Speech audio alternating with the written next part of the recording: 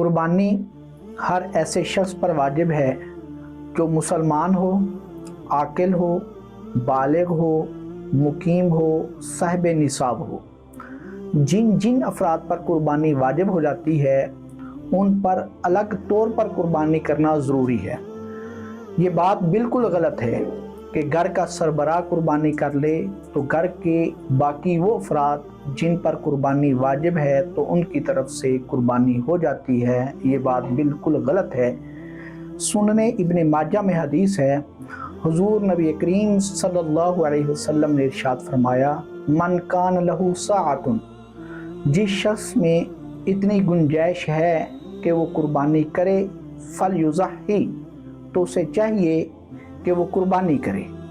वुसअत के बावजूद, गुंजाइश के बावजूद अगर उसने कुर्बानी नहीं की तो आका अलैहिस्सलातु वस्सलाम ने इरशाद फरमाया, फला यक़रुबन्ना मुसल्लाना, वो हमारी ईदगाह के करीब भी न फटके।